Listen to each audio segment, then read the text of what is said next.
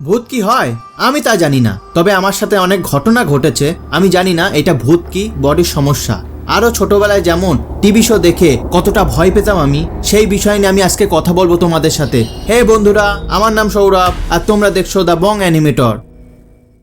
প্রথমত যদি তোমরা আমার চ্যানেল প্রথম থেকে দেখছো তাহলে দেখতেই পেয়েছো যে আমি অনেকবার আমার ক্যারেক্টারকে চেঞ্জ করেছি। এর প্রধান কারণ হলো আগের ক্যারেক্টারগুলো আমার কাছে অত ভালো ছিল না, এই জন্য আমি বারবার ক্যারেক্টার চেঞ্জ করেছি। আর আমার এই ক্যারেক্টারটা ফাইনাল ক্যারেক্টার, এইটাকেই মডিফাই করব আর সুন্দর করব, আর আমি ক্যারেক্টার চেঞ্জ করব না।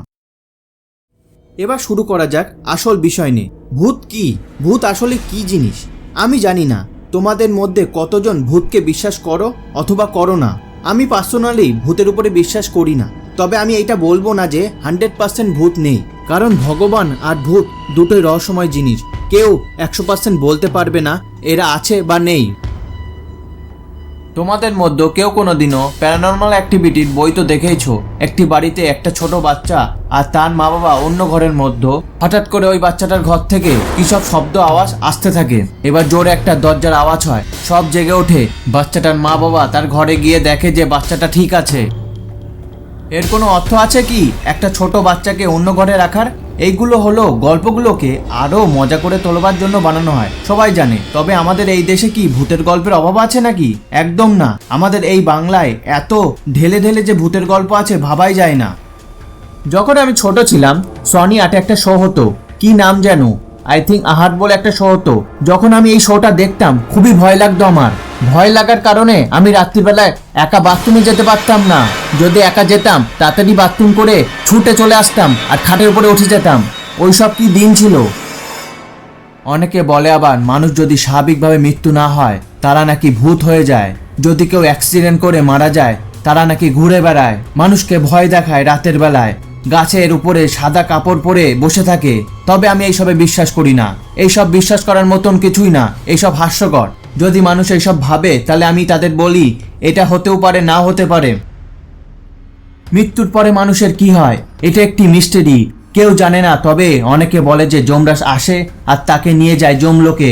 মৃত্যু খুবই আস্তে আস্তে হয়। মানুষ মৃত্যুর পরেও কি মানুষের কথা শুনতে পারে, এরকমই শোনা যায়। অনেকের কথা আছে এরকম। তবে বন্ধুরা আমি জানি না ভূত আছে কি নেই, তবে আমি মনে করি এইটাই মানুষের বানানো আইডিয়া। এটা সায়েন্সের কাছে কোনো প্রুফ নেই এইটার। তবে অনেক মানুষ এইটার এক্সপিরিয়েন্স করেছে যে ভূত আছে, তারা ভয় পেয়েছে অনেকবার। তবে বলি সায়েন্সের দৃষ্টিতে কোনো সলিড এভিডেন্স নেই ভূতের। তবে আমার মনে হয় যদি কোনো মানুষ এইগুলো অনুভব করে এর পিছনে এইগুলো কারণ হতে পারে। যেমন অসারভাবে ঘুমানোর জন্য ভয় পেলে আরও কল্পনা করা, কম আলোয় ছায়া দেখা, আরও যেমন ইনফ্রাসাউন্ড খুব কম আওয়াজের জন্য ভয় পেয়ে যাওয়া, টায়ার্ড ব্রেন টায়ার্ড শরীর নিয়েও এই জন্য হতে পারে। মানুষের আরও একটা বড় মিসকনসেপশন হলো ভূত সবসময় পরিত্যাগ করা বাড়িতেই থাকে, যেই সব বাড়িতে যেখানে মানুষ যায় না অথবা থাকে না। তবে আমি জানি না, আমার সাথে একবার এক ঘটনা ঘটেছিল, অজানা ঘটনা। আমি ছোটবেলায়, আজ থেকে 15 থেকে 16 বছর আগের ঘটনা। আমি সন্ধ্যেবেলা খেলা করে বাড়ি ফিরছিলাম। যেই রাস্তা দিয়ে আমি ফিরছিলাম, যেই রাস্তা ছিল বাঁশবন, বাঁশবনের ভিতর থেকে আমি হঠাৎ করে একটা আওয়াজ পাই।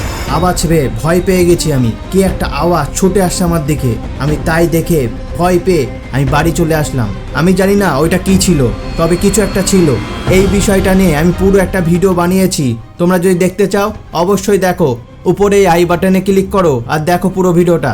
যদি এই ভিডিওটা ভালো লেগে থাকে তোমাদের লাইক করো, শেয়ার করো, সাবস্ক্রাইব করো। আর তোমাদের সাথে কি হয়েছিল ছোটবেলায় বা কি হয়েছে জীবনে তোমরা কমেন্ট করে বলতে পারো আমাকে।